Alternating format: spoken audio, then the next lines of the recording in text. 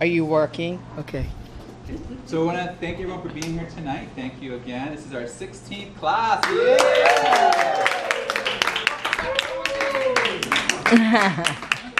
We're tasked with filming our session tonight so that the national staff can look at what we are doing as a program and to meet all of our participants. It's going to be exciting. So behind the camera is Rosie. Can you show yourself, Rosie? Can you show yourself? Can you show yourself?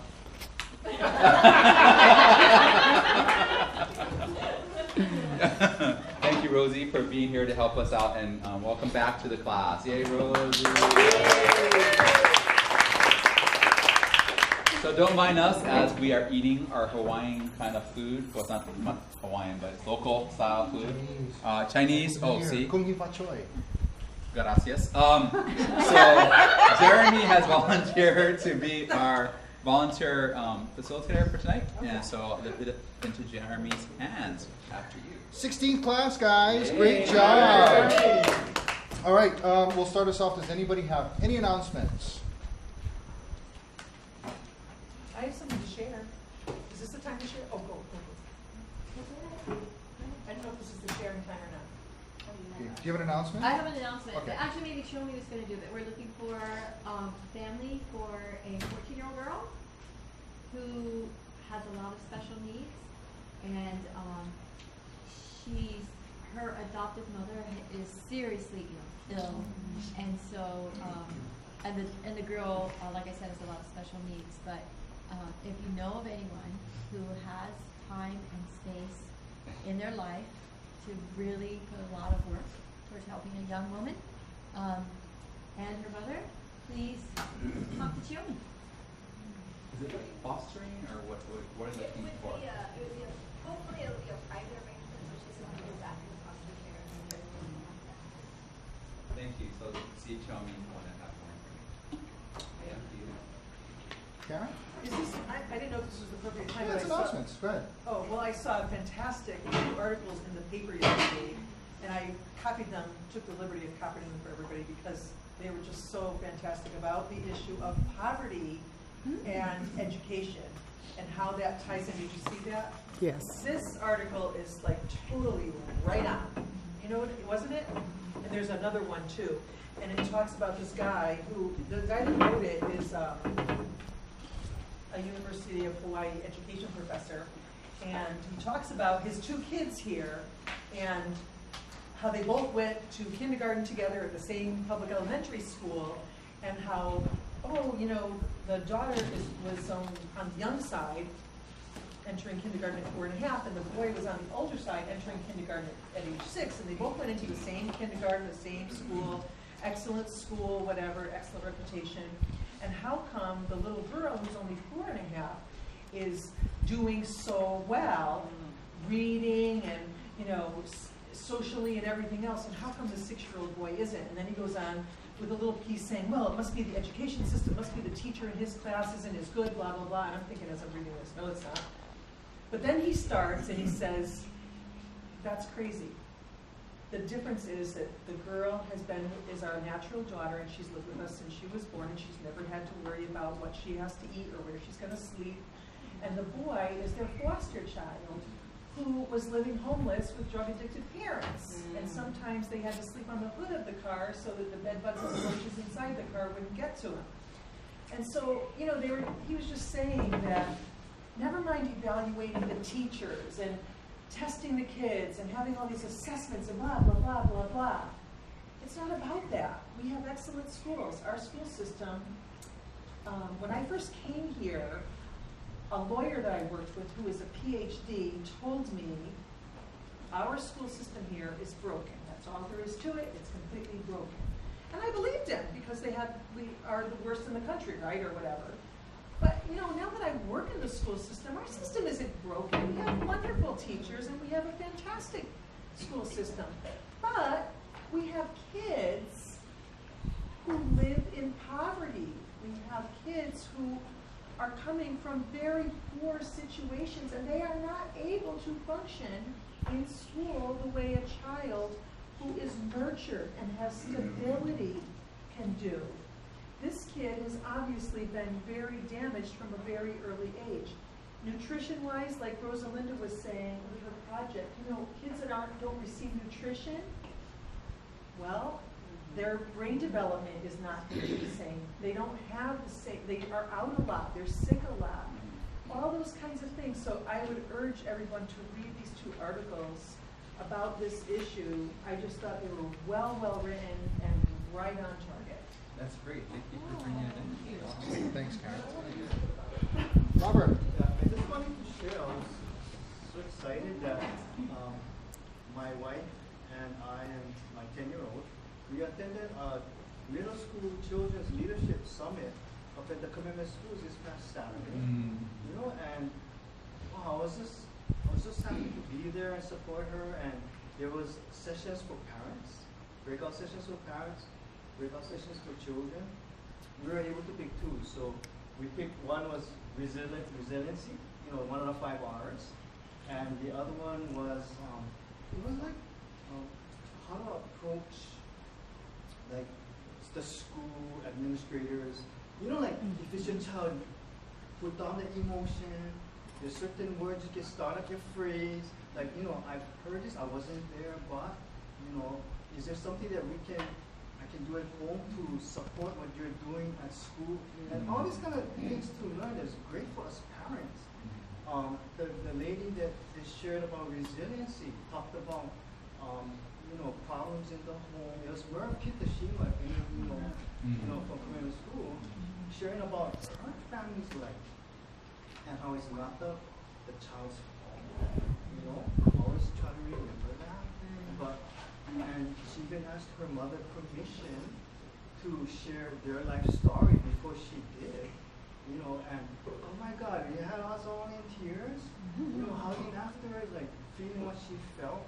But then her children all turned out great, master's degrees and all that kind of stuff. And I was just so proud to be there and to attend. I think, is she part of that Kauai study they did? Exactly. Yeah. She talked about it. Oh my God. Yeah. Yeah, awesome. Thank you, Robert.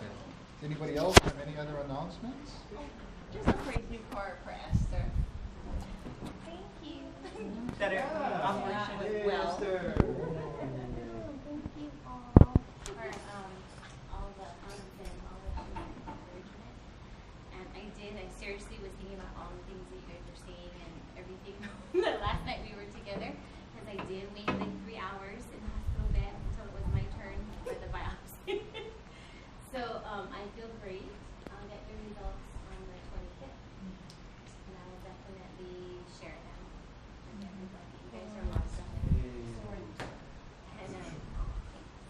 And the other thing was that, like Robert, this weekend my family was able to go to they did a training. It's not really a conference, but it was called Sports and Ministry, and or the Ministry of Sports. Yeah, I'm getting it now.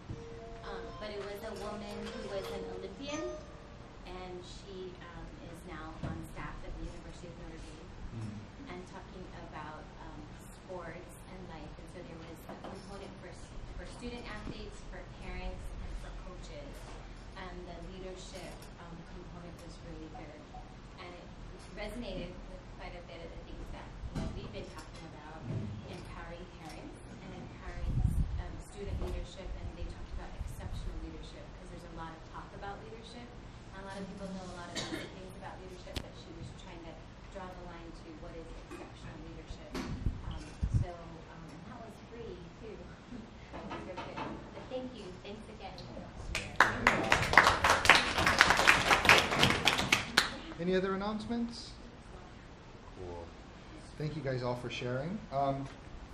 We're going to follow up from what we talked about last week. It was we learned about city government and how things work and what the different departments handle and whatnot. Does anybody have anything they want to share on what they learned last week? I was just amazed to have it all on that map, to see how much the city government touches my life. I didn't realize. I kind of take the city for granted, I think, and I always think of the state and the federal laws and the Constitution, all that stuff. I think I held up to a high place, whereas the city government really does the everyday things for us that I rely on. So it was a great exercise for me. I agree. I was blown away by how many different elements of my day-to-day living is governed by the city. Yeah. Yay, city. So remember, guys, if you've got a problem going on, who are you going to call? Robert! He's a man with a plan. Play. Does anybody else have anything they want to share about what they learned last week? Oh, making my job so easy. Oh, Christine! Just real quick, just about the maps. I just think it's such a great way to learn because, you know, it's visual and it's just really easy to remember and it's a lot of fun. So it's a good method of learning. Enjoyed that. Anybody else? Cool. Right on, guys. Okay, it's a fun time. Community project updates. So this is another 30-second. 30 seconds. Another 30-second shot. So this can just be updates, or is it because we're doing the? It can just be updates. That's fine. Who wants to start? I'll start. Awesome. Get it, Michelle.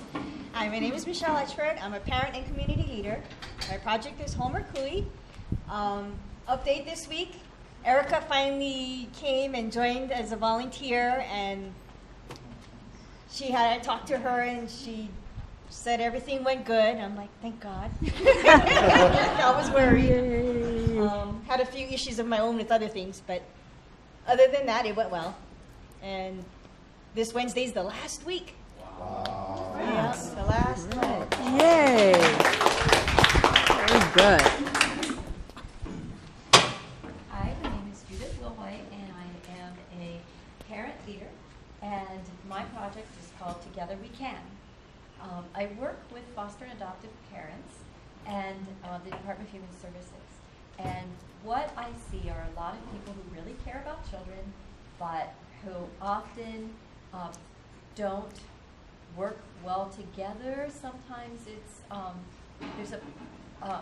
a team. We're supposed to be a team, and that needs to be lived every day because the main goal is for our children to be taken care of and their needs to be met.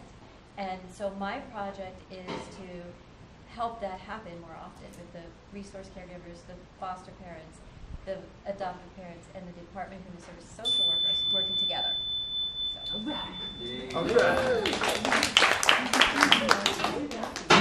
Hi, I'm Jamie McCoot, and I'm a parent leader. My project is called Talk Story Listen. I'm not just the tale I'm living now.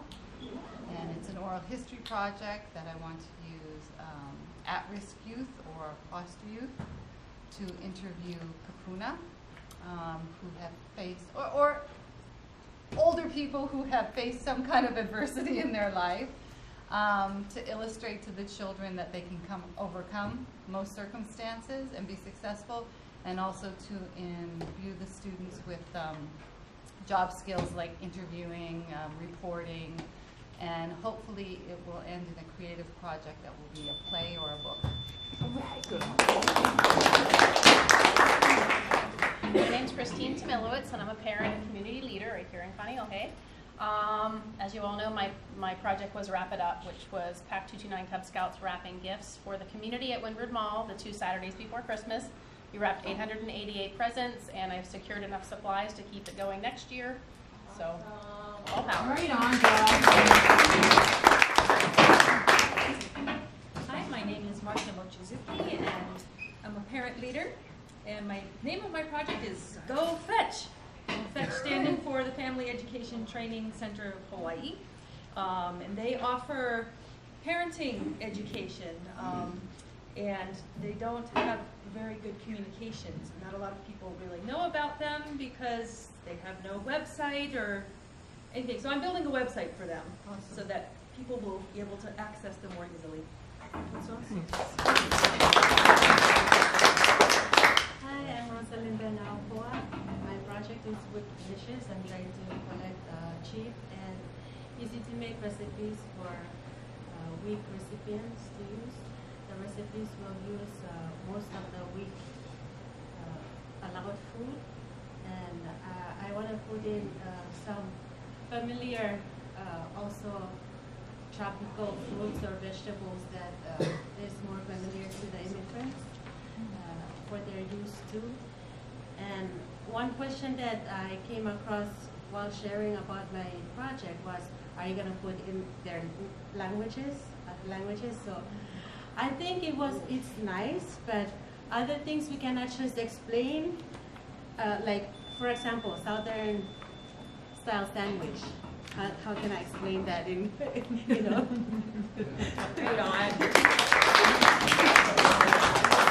Hi, I'm Chiomi Chow. I'm a parent and community leader. My project is Becoming Sassy, Eat Smarter, and Safe for You for adolescent girls to prevent sex trafficking.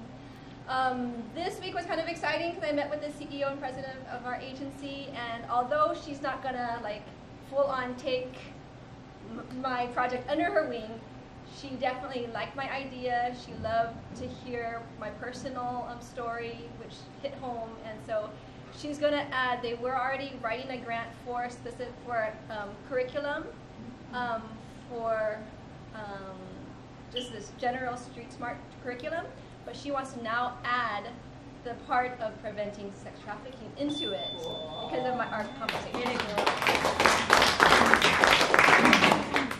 Hello, I'm Robert Meisher. I'm a parent and community leader. Aloha to all of you out there from Honolulu, Hawaii. My project is Plti's God's Gift to Me. I was crippled when I was young, and you see my shirt. I did a Honolulu Marathon this year. That's number 15. But an update to my project, I'm trying to create a video to bring awareness and understanding of the disease to children today so they don't be traumatized like me. Update, I got the data disc released from UH. I can use it. So now I gotta figure out how to do it. Thank you.